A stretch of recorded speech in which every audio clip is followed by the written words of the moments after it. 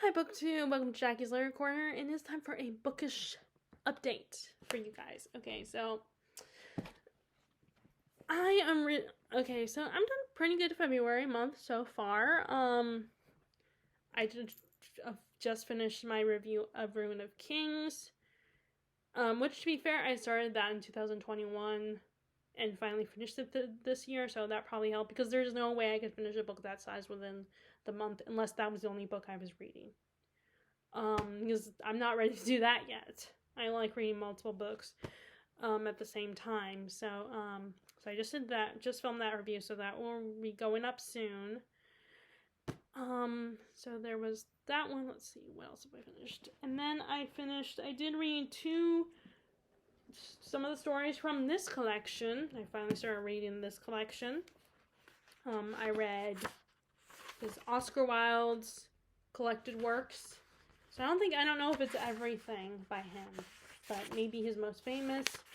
So I've only read from his fiction section so far, because I'm trying to go in order the way they have it. So I did, which I wonder if I should have read The World of Oscar Wilde in the introduction. But I read The Portrait of, which I started that one in 2021 probably, which I know it's kind of sad, but The Portrait of Mr. W.H., which is a short story about this.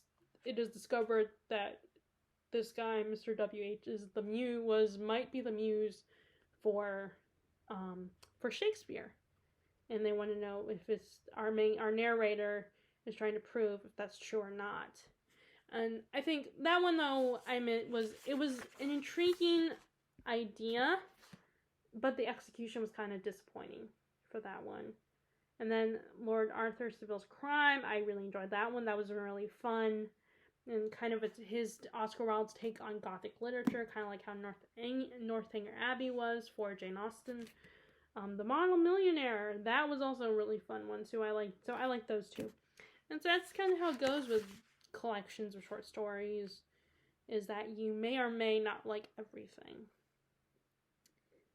And so the next is one of his more famous works, The Canterville Ghost. And then I have that one, The Young King, The Birthday of Infantata, The Fisherman and His Soul, The Remarkable Rocket. So those are all his fiction works, and then there's his poems, The Artist, The Disciple, The Master, The House of Judgment, The Teacher of Wisdom. That's poems and prose, and then you have so kind of like stuff like Beowulf and Paradise Lost and all that, where it reads like a story, I guess. And then we have regular poems, Theocritus, The Harlot's House, Impression des Voyages, Impression du Martin, Symphony in Yellow, Impression Le Réveillon, Impressions Le Jardin, La Mer, La Jardin des Toulouse. Sorry, I can't say that. I don't know French, so I don't know. In The Ballad of Reading Gaul. And then his lectures, The English Renaissance, Decorative Art in America. So those are his lectures. So only 2. And then the rest of it is journalism. Journalism on America, on art, on literature. And then his essays and aphorisms. And then you finally get to The Importance of Being Earnest, which I already have another book with The Importance of Being Earnest and his other plays as well. So I have that as well. So I think about keeping that if I have this, but it looks like this one does not have his other plays, and it only has the one play. So his most famous one, The Importance of Being Earnest. So I'll talk more about that when I do my wrap up of the first quarter. I'm reading that, and then we have, what else did I finish? I already did my review of, I finished, what is it called? Not Promise of Blood, but the second one. I did my review of it. The Crimson Campaign. I did a review of that one. I just finished that one. So I think that's all that I finished so far. I am working my way through these two. You have Victory of Eagles by Naomi Novik. This is book 5? Is it 5? It does not say. I think it's book 5. Let me see if it... Let me see. So, yeah, Victory, this is book 5 in the Temeraire series. And, of course, it picks up where book 4 left off. And most of this book takes place in England. Like, each book takes place on a different continent or country in the world. And it's during the Napoleonic Wars. And our main characters, and I'm gonna, they are kind of in a troublesome situation. They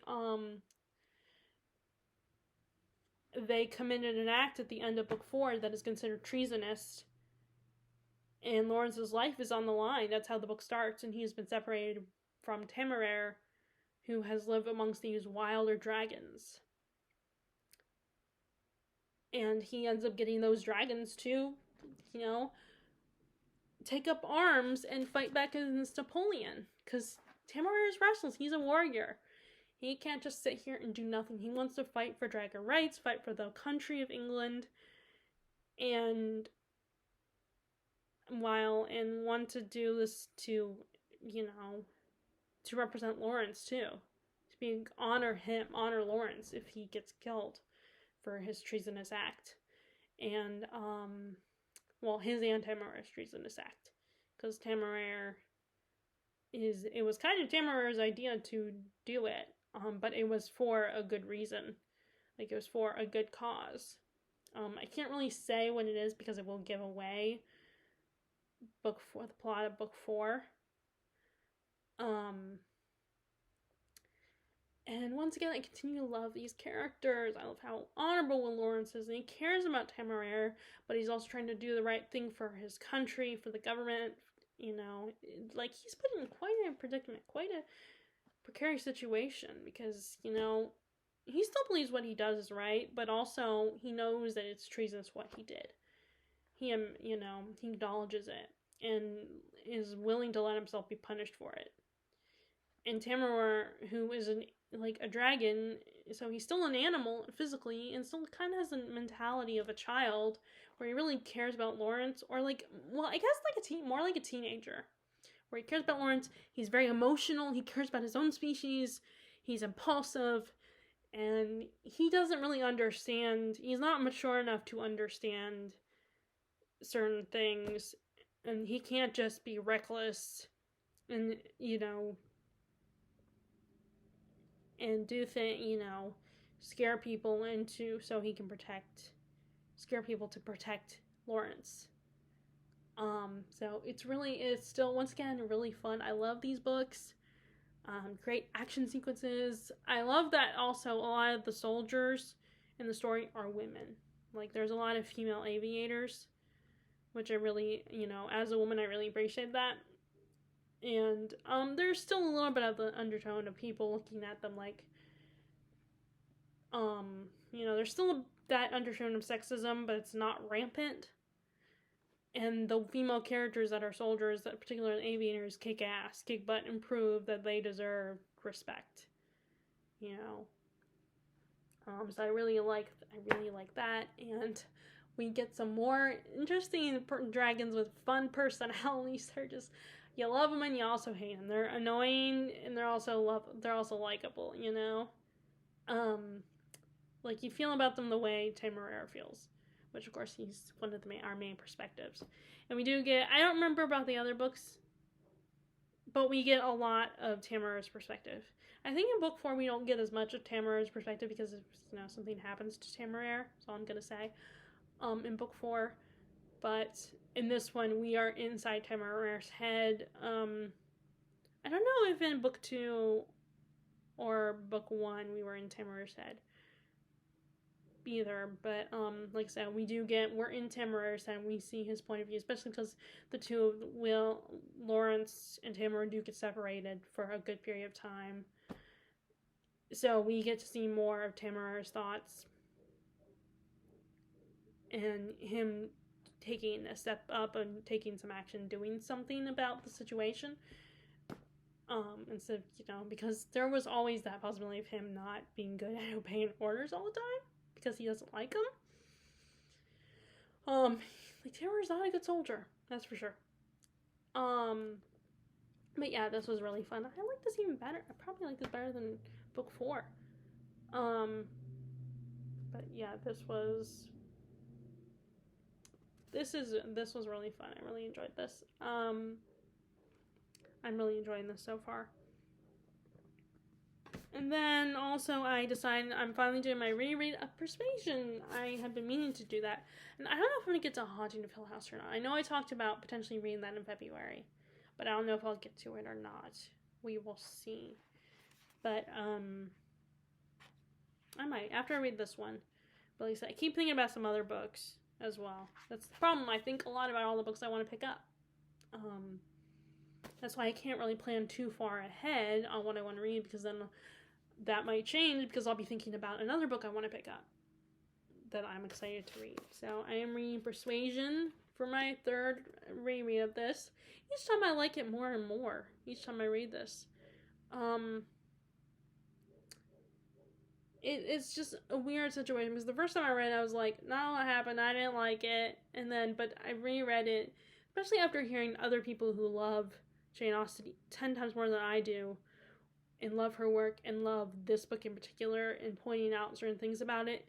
It definitely makes me appreciate it more. Like, sometimes other people's opinions can very much influence mine and make me see it in a different way. And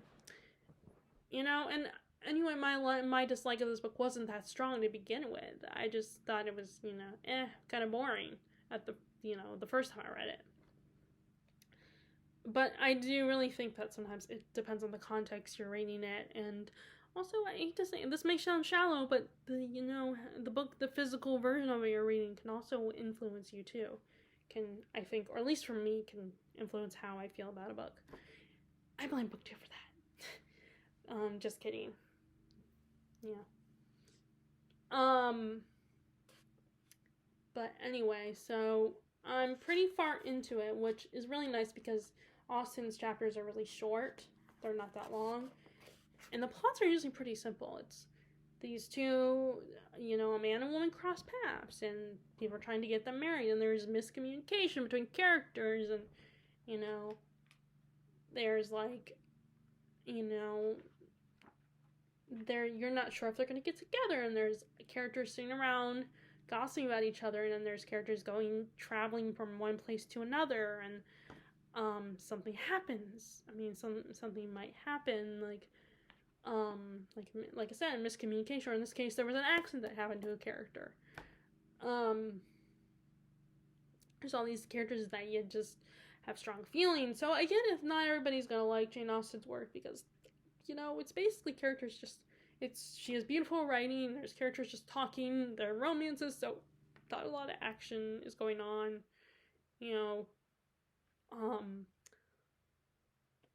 But I am up to the big event that kind of sets everything, because at first a lot of things are just Anne kind of speculating about her feelings and trying to avoid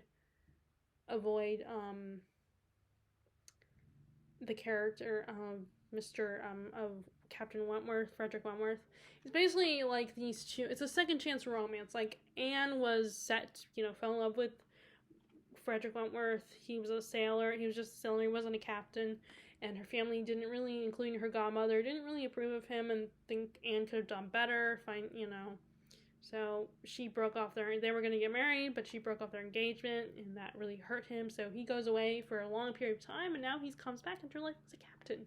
And she's still unmarried, and she realizes that she still is in love with him. But she's wrestling with those feelings, and there's constant back and forth, and she's just trying to avoid him, and he doesn't even really acknowledge her, and he's kind of flirting between her cousins by marriage. I think they're Charles' sisters, or sisters-in-law, I guess. Or Mary's sisters-in-law, Louisa and Henrietta. Like, everyone thinks, oh, they're possible love interest, wife material for Frederick. So she's conscious observing them and trying to deny her that she still is in love with Wentworth. And just so many awkward conversations and them trying to avoid being alone together. And how, there's the whole, everyone is just takes advantage of her, of Anne, and just, like, Mary's constantly needing Anne to help take care of her because Mary's a bit of a hypochondriac. And she's always, maybe not a hypochondriac, but, I think a little bit of one. And she's always, like, complaining and needing Anne to take care of her and help her with the kids because she's really good with her 2 boys. And spending time with them and taking care of them. And her and Charles just shouldn't have been parents. They should not have got married. Which is funny because you find out that Charles was interested in Anne at first, but she turns him down. So he decides, well, Mary's the next best option, I guess. And so they get married and have 2 boys. And then you have her sister Elizabeth, who just is like, no one cares about you, Anne. She kind of is very mean to Anne and very dismissive of Anne. Like, like Mary just needs Anne too much and takes her for granted, while just Elizabeth just totally dismisses her and doesn't really care about Anne at all. And the same thing with their dad. So what kind of sets off the events of the story is that the parent, that they're in debt, and the dad, turns out that their dad might need to sell their house, or at least give it, rent it out, and he doesn't want to. But then Lady Russell, Anne's godmother, with Anne's help, convinces their dad, like, you need to sell this house, or at least give it to someone, rent it out. And they decide to go to Bath, although it is, Mary is, because, needs Anne to stay there for at least a little while. So she doesn't go with them right away. She doesn't go with her dad and her sister Elizabeth and her dad to Bath. And she doesn't even want to. She's not even interested in going to Bath. And she ends up staying behind to help kind of take, deal with the aftermath of, selling the house and giving to someone. And actually the people that, I don't know if they rent the house or buy it, that are actually I think they're related to Frederick, to Wentworth, who by now Anne has learned is a captain now. And of course her dad doesn't have a very high opinion of sailors. And obviously, though, he eventually consents to let them live there, and they would go to Bath and everything. The Crofts, I think that was their name. They might be related to Wentworth's sister. Like, they might be his sister's in-laws. I don't know. I have to watch Bookish Princess. Emma from Bookish Princess does a really good video on kind of the timelines and the family trees of Jane Austen's novels. So I have to watch hers of Persuasion, because I know what happened, so I wouldn't be spoiled for anything, because it's my 3rd reread of it. So I'm at the point where they go to Lyme, and something happens to Louisa. She gets into an accident and hurts herself. And that kind of, like, that's where I am in the book, and originally Anne, because, like, Frederick was like, Anne can take care of, she's really good at taking care of people and nursing them, and Anne is really flattered by this, but Charles also decides to stay behind, and his wife, Mary, for some reason decides, no, I want to stay behind with my husband. Like, she's a little, I guess she's jealous of Anne spending time with Charles, and that maybe he understands her more, that Anne understands Charles a little bit better. I don't know, and the fact that he was going to marry Anne or something, I don't know why. So, like, her and Anne switch places, and Anne goes home instead. back to Kelly Lynch Hall, where their old home is, and Mary stays behind, which I don't get that. I mean, she wasn't very good. She constantly saying, "Oh, I'm not good at taking care of people." Like, they're parents, but they're both like, "Oh, I'm not good at taking care of the kids. I'm not even at home." And they have no problem passing off their kid, babysitting their kids to Anne. They don't care about their kids at all. It's like, what the heck? Like, her sisters and her dad, I cannot stand them. I hate them so much. And her dad is so vain and just like all of me. I gotta look good. We got it all about image. Which even in this one, they have a little bit of that people obsessing over image as well, which really annoys me. But that's how our society is. I mean, we're not that far from that kind of mentality. We still kind of care about image in our society. I think in America it's on a smaller scale, so smaller scale is, or it's a different kind of, scale than how it is in Europe. So yeah, I'm really enjoying this once again. I do love Jane Austen's writing style. Her plots are very intriguing in the, more domestic kind of way. And they're kind of fun and silly, seeing these characters gossip and stuff. And you're just you're always rooting for the couple wanting them to get together. And just like, yeah, these are just really fun. And I don't know if I'll get your own copy of this book or not. Like, I have the vintage of Jane Austen with Emma Mansell parts. I don't know if I'll get that. Or I'll get the, maybe a version. I have the Pride and Prejudice in the Barnes & Noble Classics edition. And I might get Persuasion in that edition. I don't know which one. Like, I don't have all my books by the same authors in the same editions when it comes to classics. I have a variety because there are so many editions that I really enjoy, that I like. So I don't know which one, but because I didn't know, because my feelings about Persuasions are all over the place, a little mixed, I wasn't sure about for now, I wasn't sure if I wanted to spend the money and get but I also have the cloth-bound edition of Sense and Sensibility, so I could get that one for Persuasion as well, but those are kind of expensive. Like, if I can easily get access to the English Penguin Library ones, they're basically the paperback version of the cloth-bound ones. They have the same covers, which I did not know that at first, but then I looked at them and realized, oh, they actually have the same exact cover design that the cloth-bounds have. So I think they're the paperback versions of the cloth-bounds, without the cloth part. So there are so many different versions, so I don't know which one. I might get that one for Persuasion. And just send this one to, the roast office or something, donate to the roast office. But yeah, because my feelings are definitely growing on this one. And I try to stick to getting one of the special editions, the Jane Austen novels special editions I really enjoy. But yeah, there's that one. And then I also, as of today, I picked up starring American Sphinx, the character of Thomas Jefferson, by Joseph J. Ellis. This is a book I saw in the vault at the roast office. That's where all the historical, the history books are, and / nonfiction books are, with a couple. Apparently, it also is where the Christian books are. All the Christian, both nonfiction and fiction Christian works. Like the I can't remember what it's called. If it's the Revelation series or something, the one where it, the world ends and you have a group of survivors, and they're all and it's the devil has come and all that deals with that. The plot is centered around that, and which I liked the first book, but I never continued the series. It was very entertaining.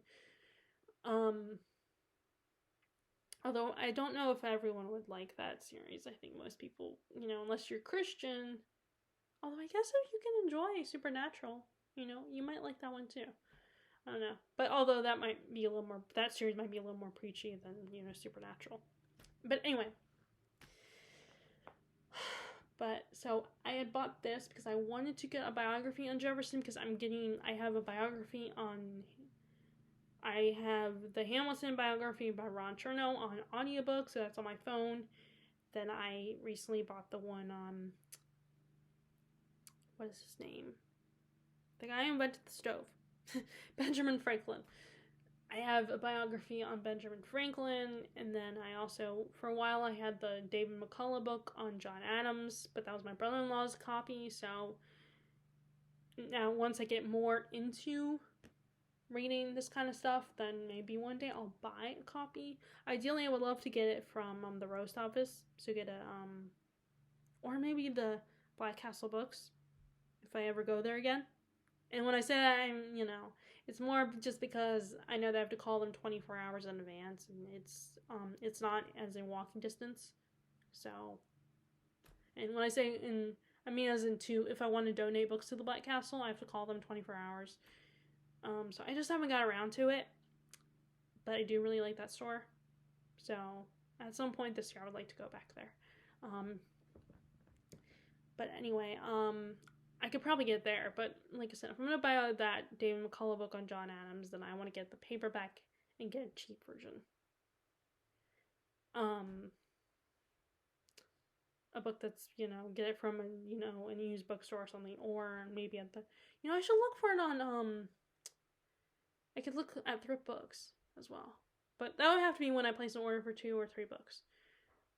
But anyway, so I haven't read a lot. I've just read the prologue and the preface of the book.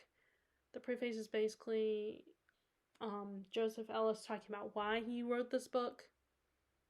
And then the introduction, the prologue is kind of the whole the events that led, so it's kind of like a narrative of how he started writing this book. Like the preface is why he wrote it, and then the prologue is how he wrote it, like the starting point of him writing it. And actually Joseph J. Ellis, he's a Virginian, and he went to William & Mary, which that was my sister's alma mater. And my brother-in-law went there as well. He was accepted there as well, but he ended up going to University of Maryland. And before that, he was at Allegheny College, but then he realized that school was not for him, and he went to the University of Maryland. But my sister went to William & Mary.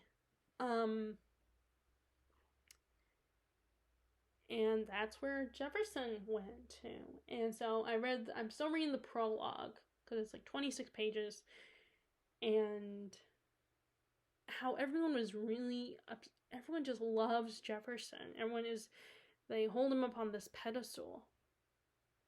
Like there's Jeffersonians and people that just like see him as, he's like a celebrity, he has this really interesting image of this fantasy image of himself, and how he's on the author, how he talks about how he's a contradiction of characteristics.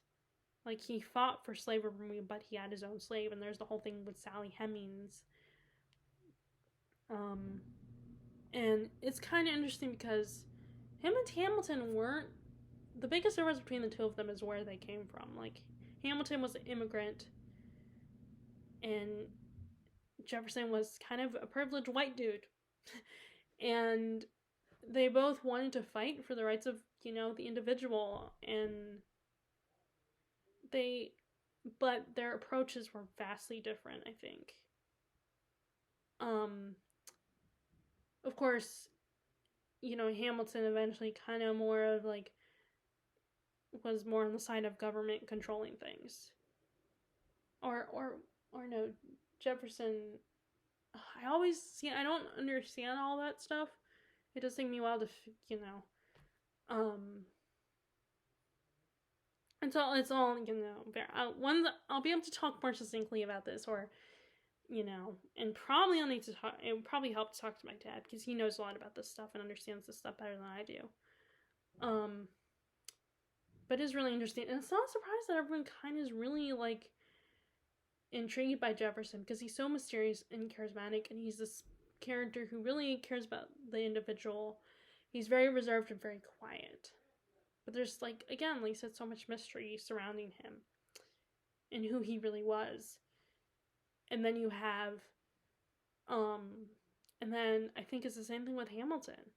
Like, I think the play, the Lin-Manuel Miranda's musical and the book by Ron Chernow really got Hamilton back in the, because, like,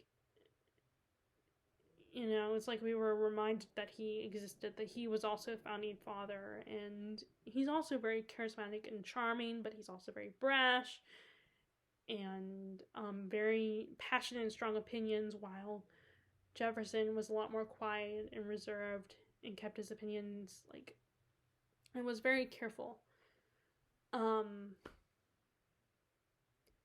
So yeah, it's understandable that both those guys were really like it. Now I feel bad for Adams.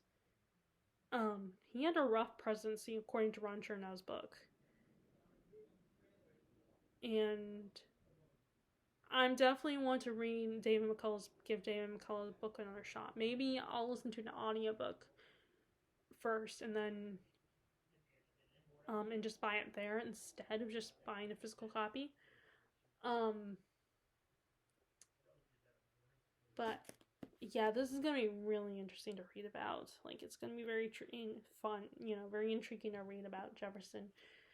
There's another actual biography about Jefferson out there, so a big biography. So I'm gonna read that as well.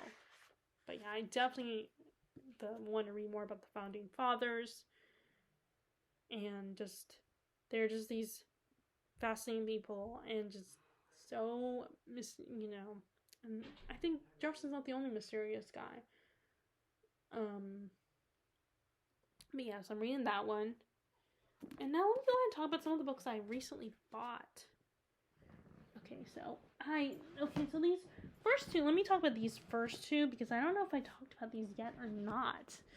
But my last book's really intro before we transitioned into the new month was I got The Fall of Gondolin finally.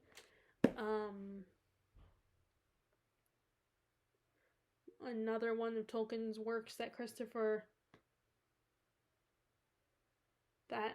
his son Christopher Tolkien made sure got published. So it's an Elven City. And I don't know if this is one of the ones that's like written like a... Oh, no, it's actually... Okay, no, so good. So this one was written like an actual... regular... Okay, seriously, I want to know what happens when that happens, where the screen disappears. Like, what do you guys see? Does it go black or something? But, okay, so I did notice, looking, that this book is written like a regular prose. So that's good. Because I worry about,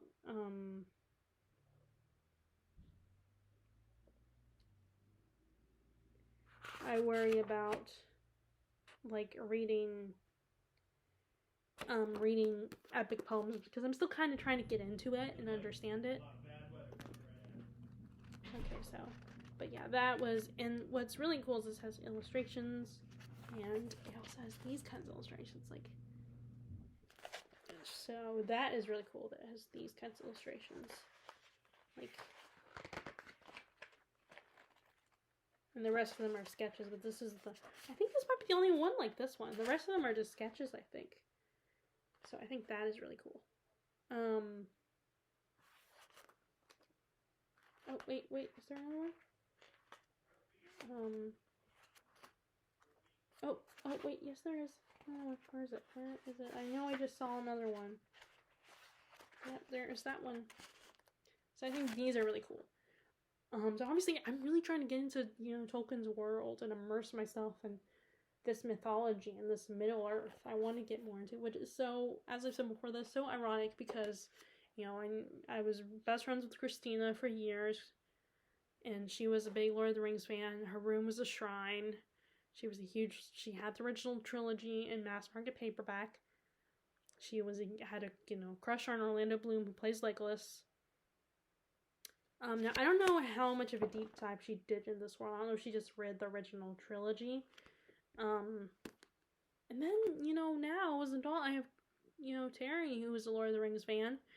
And she's kind of, and funnily enough, she is, Thranduil, the Elf King, the father of Legolas. She is a crush on him. But it's probably in both cases, probably because the actors do a really good job at playing them, and they're both very attractive actors. So I'm doing that. I'm reading that. And I really appreciate that it's written prose, because I'm still not sure how I feel about epic poetry. I still think it's still kind of a struggle. Like, I did finally start my reread from the beginning of Paradise Lost, and I'm still kind of confused. I mean, I know what is going on. Like, it's the fall of Lucifer becoming Satan, and he's going. It does, which, by the way, I don't care what people say. I think SparkNotes are a godsend. I think, it's great. It is really helpful to look at SparkNotes for that kind of stuff. For a classic that you just are having trouble with. I don't care if it's a cheat. I'm doing it anyway. I'm not doing this. I'm not reading it for school. I'm just reading it for you guys and for myself. So, first and foremost for myself, of course. But I'm also talking about it with you guys. So I think SparkNotes, nothing's wrong with looking at SparkNotes. If you can't talk to someone else about it, go to SparkNotes. And then the other book I got before the end of the month, before the end of January, was Realm of Ash. I think I might have got this because it was in the clearance section. And then I realized something. This is the sequel. This is a sequel to Empire of Sand. Did not realize that. Now I feel dumb. And eventually at some point I need to buy, before I even consider reading this, I need to buy Empire of Sand. And I think I've done that once before, but I haven't done it since. So that's what happens when the publishers don't put the numbers of the book, if it's a sequel or not. Especially if you did not go there with the intention to buy this book. If you go there and you're just browsing and you just pick it up. And I don't even... Yeah, it doesn't even say it's a sequel. It just says the Amhan Empire is crumbling. A terrible war of succession hovers on the horizon, blah, blah, blah. It doesn't say that it's, takes place after other events. They don't, because books can still, what the first sentence describes can still be a start of the first book in a series. So it doesn't say it's book number 2. Now, let me see. Does it have it on there? No, it doesn't say book 2. It just says Realm of Ash, the books of Amba. So, yeah, it doesn't say that's book number 2. So that's kind of annoying, because it's like, what the heck? Of course, so I kind of see why my mom and sister did not get me book 5 first. They got me book 6, because although on Amazon it does say, I think, the number. But yeah, I can see where that mistake may happen, because if you can't see the number, if you don't look carefully, then you might accidentally... And I was just browsing. I was just trying to find another book. Of course, I ended up not spending the whole gift card, but I was just trying to find another book. And then I found this one. I liked the sound of it. It was really interesting. And then I ended up finding, after watching some BookTube, that it's a sequel. And looking at Goodreads, too. So, yeah, authors need to... I would really appreciate, at least if the authors don't, at least publishers need to put the number. And some publishers are now doing that, but this one did not have the number. So now at some point... So I don't know if I showed you guys these books or not, but yeah, so... Okay, so then... I ended up getting... So finally we have the books I ordered off the first online purchases. So I finished Autumn Republic. That was... I think that was the first book I finished in February. And so I was ready to go out to get the sequel. So I decided to, because I knew it wasn't at BAM. They didn't have book 3 at BAM last time I checked. It was out of stock. So I decided to check online. And I got it off Thrift Books. But this is a library edition of the book. So that's why it has this tape And then it has the Library of Queens. So I guess it was from the New York Library. Although I got this from this actually came from Maryland. And last time I ordered a book from Maryland, it didn't take as long to get here, so not surprised.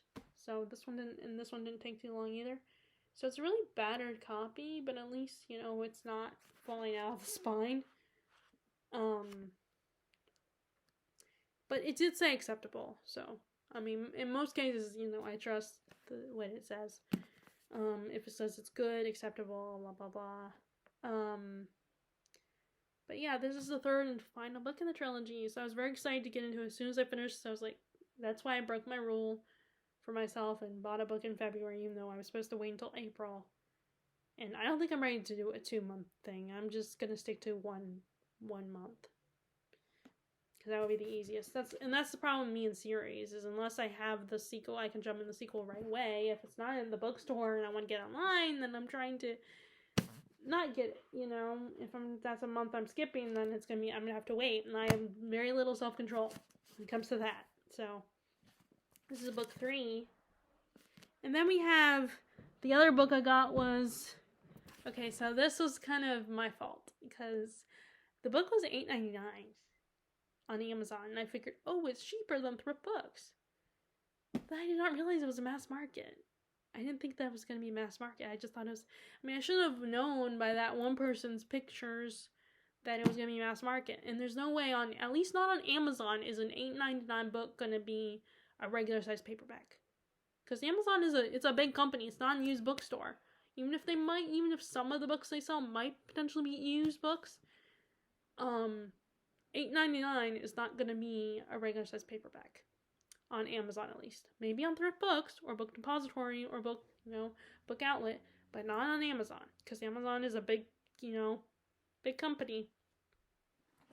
So, I don't know if I will switch this out for a regular size paperback, because I can't get on, so far it still is at Books A Million. It's just, it's not cheap. But, this is book 4? I think, in the Dune series. So I will be read book 3, and then at some point, I don't know if I'll read this copy or not, or by then I'll get a different copy. But either way, so we have, I wanted to be able to jump into it once I finished book 3. Book 3 of Dune, which is the whole, the God Emperor of Dune, or no, this is the Children of Dune, and then this is the God Emperor of Dune. So I think that obviously the Children of Dune is going to be about Paul, and I cannot remember her name. The woman who becomes his wife. I can't remember her name. Their children.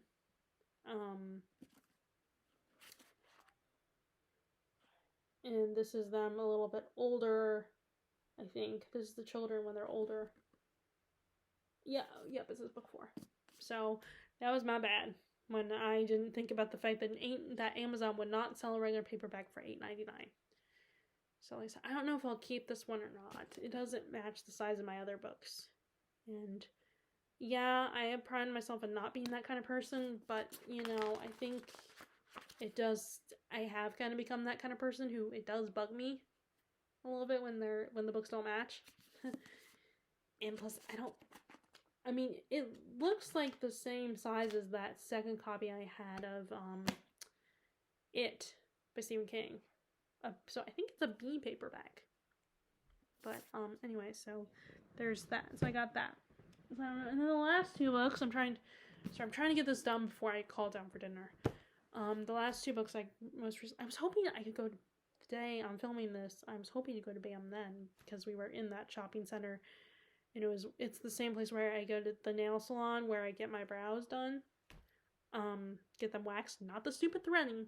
I tried that threading once and I did not like it. It was so uncomfortable. I hated it.